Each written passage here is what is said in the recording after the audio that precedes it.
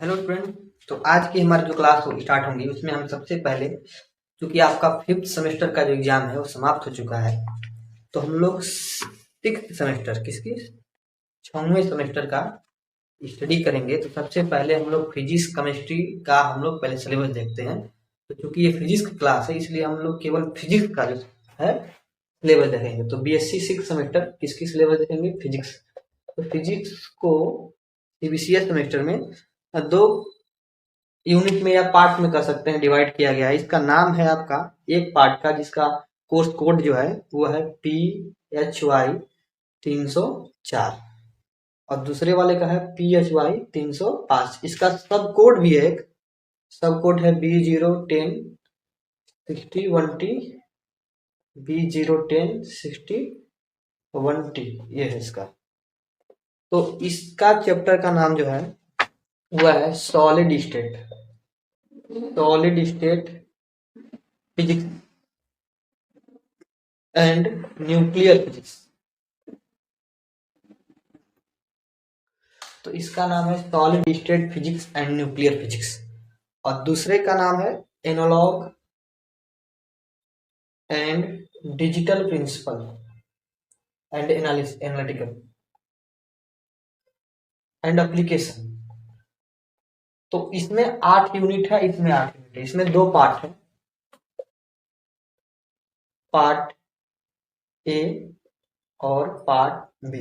इसमें भी दो पार्ट है, पार्ट ए और पार्ट बी। पार्ट ए में आपका है सॉलिड स्टेट। तो सॉलिड स्टेट में सबसे पहला है क्रिस्टल स्ट्रक्चर। क्या है? क्रिस्टल स्ट्रक्चर, फिर है क्रिस्टल डिफ्रैक्शन, फिर है क्रिस्टल बाइंडिंग और लैटिस वाइब्रेशन। ये 4 यूनिट है। और पार्ट बी में है nuclear force and radioactive decay, nuclear model and nuclear reaction, accelerator and detectors and elementary particles. तो हम आपको सिलेबस शो कर दे रहे हैं, स्क्रीनशॉट देख लीजिएगा। ये सिलेबस है आपका। तो सिलेबस में आप देखिए, आपको दिख रहा है, पार्ट बी में भी दिख रहा है। तो हम सबसे पहले स्टार्ट करेंगे solid state physics and nuclear physics यानी कि फर्स्ट पार्ट को। अब फर्स्ट पार्ट का हम पार्ट बी स्टडी करेंगे, nuclear force and radioactive decay. इसके बारे में हम लोग स्टडी करेंगे। फिर हम लोग फर्स्ट पार्ट के बारे में पढ़ेंगे और फिर हम लोग सेकेंड सेक्शन में जाएंगे, सेमीकंडक्टर एंड जंक्शन वाले। तो हम लोग आज ही स्टार्ट करते हैं nuclear force and radioactive decay. तो हमारा पार्ट बी जो है nuclear forces and radioactive decay start करेंगे। तो सबसे पहले न्यूक्लियर फोर्स क्या होता है ये जानेंगे। हेडिंग है न्यूक्लियर फोर्स एंड रेडियोएक्टिव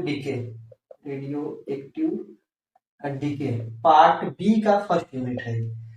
तो सबसे पहले हम जानेंगे न्यूक्लियर फोर्स क्या होता है। What is nuclear force? Nuclear force क्या होता है? न्यूक्लियर मतलब न्यूक्लियस। न्यूक्लियर फोर्स मतलब हुआ न्यूक्लियस, एटॉमिक न्यूक्लियस के बीच कौन सा फोर्स लग रहा है, न्यूक्लियस के बीच। तो हम जानते हैं एटॉमिक न्यूक्लियाई जो होता है, न्यूक्लियस जो होता है वो प्रोटॉन और न्यूट्रॉन, किससे? प्रोटॉन और न्यूट्रॉन से मिलकर बना है। अब हम ये भी जानते हैं कि प्रोटॉन जो होते हैं पॉजिटिवली चार्ज होते हैं। तो एक प्रोटॉन तो होगा नहीं, कई प्रोटॉन होंगे। जिसे मान लीजिए अगर कार्बन है तो कार्बन में कितने प्रोटॉन है? 6। तो 6 प्रोटॉन होंगे। तो सभी प्रोटॉन जो है इनके बीच क्या होगा? इलेक्ट्रोस्टैटिक रिपल्सन होगा। लेकिन इसके बावजूद भी हमको स्टेबल न्यूक्लियाई मिलता है, यानी कि इसमें रिपल्सन होने के बावजूद हमको क्या होता है? एक स्टेबल न्यूक्लियाई मिलता है, यानी कि इन न्यूक्लियस को कोई एक स्ट्रॉन्ग फोर्स क्या किए हुए है? अटेंड किए हुए हैं। तो इसी स्ट्रॉन्ग फोर्स को हम बोलते हैं न्यूक्लियर फोर्स। क्या बोलते हैं? Nuclear force. तो हमने आपको क्या बताया? Atomic nuclei are composed of proton. अभी बताए हैं कि न्यूक्लियस में हम प्रोटॉन और न्यूट्रॉन दोनों होते हैं, बट हम जानते हैं कि न्यूट्रॉन क्या होते हैं? न्यूट्रल होते हैं। तो उसके बीच तो कोई अट्रैक्शन या रिपल्सन फोर्स लगेगा नहीं। लेकिन इलेक्ट्रोस्टैटिक रिपल्सन किसके बीच लगता है? प्रोटॉन्स के बीच आपस में रिपल्सन होता है। इसके बावजूद हमको एग्जिस्टेंस ऑफ स्टेबल न्यूक्लियर, हमको न्यूक्लियर जो होते हैं स्टेबल मिलते हैं, मालूम है। तो इसका मतलब ये हुआ कि कोई ना कोई फोर्स जो है इसको क्या किया है? होल्ड किए हुए है। उसी फोर्स को हम क्या बोलते हैं? Nuclear force.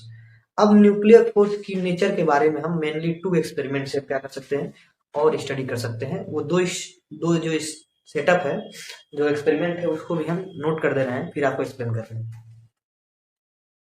तो न्यूक्लियर फोर्स के बारे में जो इंफॉर्मेशन है वो हम दो तरीके से निकाल सकते हैं। पहला, the study of the properties of bound state of nucleus. Bound state क्या हो सकते हैं?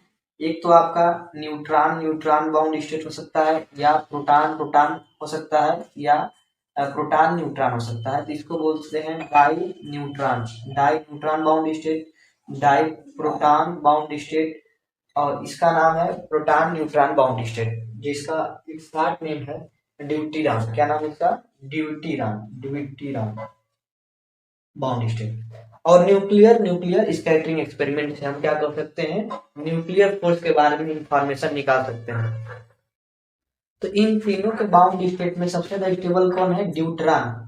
तो ड्यूट्रान की जब हम कंप्लीट स्टडी करते हैं तो यह न्यूक्लियर फोर्स के बारे में उतना ज्यादा इंफॉर्मेशन नहीं देता है, इसीलिए हम न्यूट्रॉन न्यूट्रॉन स्कैटरिंग एक्सपेरिमेंट की ओर मूव करते हैं। मतलब कि जब हम लोग न्यूक्लियर फोर्स के बारे में एक्सप्लेन करना स्टार्ट किए तो हम लोग दो तरीके से न्यूक्लियर फोर्स को एक्सप्लेन कर सकते थे। एक तो हम बाउंड स्टेट की स्टडी कर सकते थे, या न्यूक्लियर न्यूक्लियर स्कैटरिंग एक्सपेरिमेंट। तो हम लोगों ने क्या किया? दोनों को स्टडी किया। तो बाउंड स्टेट कितने टाइप के हैं? डाई प्रोटॉन, डाई न्यूट्रॉन और ड्यूट्रॉन। तो इन सब में स्टेबल कौन है? ड्यूट्रॉन। तो ड्यूट्रॉन की जब कंप्लीट स्टडी की गई तो देखा गया कि इससे हम ज्यादा न्यूक्लियर फोर्स के बारे में रिजल्ट नहीं बता सकते हैं। तो फिर हम लोग किसके बारे में स्टडी किए? Nucleon nucleon scattering. तो इस चीज को भी हम नोट कर देते हैं, आप लोग नोट्स बना सकते हैं।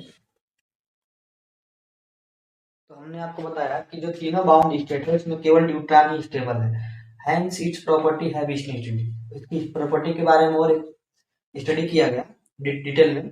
But the study of bound state of nucleon does not furnish the complete knowledge about the law of nuclear force. But इसके बारे में स्टडी करने से हमको न्यूक्लियर या न्यूक्लियर फोर्स के कंप्लीट बारे में जानकारी नहीं मिला, इसीलिए हम लोग रिसोर्ट कहाँ किए? फिर न्यूक्लियर न्यूक्लियन स्कैटरिंग की ओर हम लोग मूव किए। अब देखते हैं कि nuclear nucleon nuclear nucleon scattering में हमको क्या रिजल्ट मिलता है। अब इसको हम लोग स्टडी करते हैं। इसको हम लोग आप लिख लीजिए, इसको मिटा देते हैं।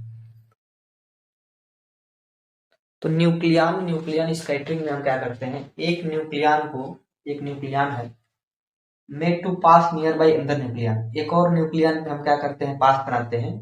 फिर डिफ्लेक्शन उसकी एनर्जी की निकाल लेते हैं, और आउटगोइंग पार्टिकल यानी उस जो डिफ्लेक्ट कर रहा है उसकी एनर्जी और आउटगोइंग पार्टिकल की एनर्जी कैलकुलेट करके जो हमारा एक्सपेरिमेंटल रिजल्ट बन रहा है उसी के आधार पर हम लोगों ने क्या दिया?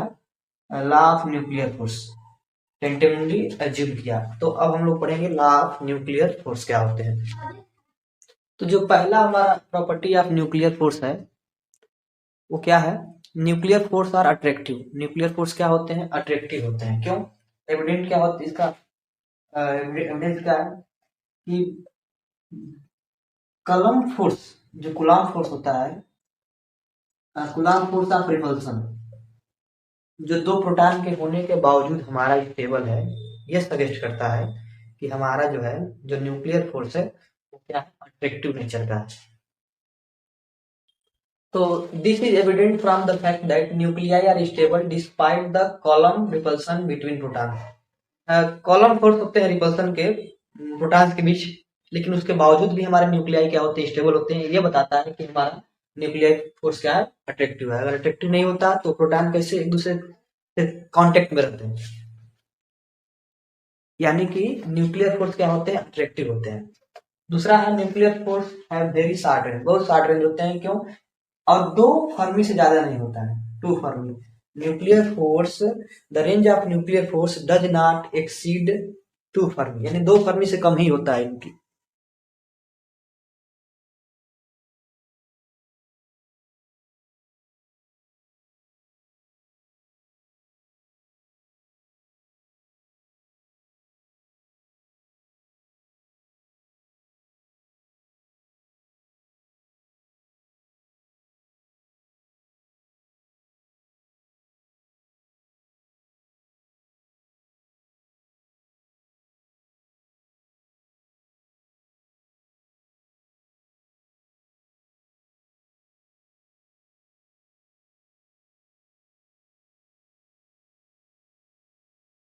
तो दूसरा हमारा है न्यूक्लियर फोर्स जो होते हैं बहुत ही शॉर्ट रेंज के होते हैं, क्योंकि हमारे स्कैटरिंग एक्सपेरिमेंट से यह ऑब्टेन किया गया है कि जो इसके भी जो इसके फोर्स का ऑर्डर होता है वो 2 फर्मी से ज्यादा नहीं होता है। तीसरा है कि nuclear force exhibit saturation effect.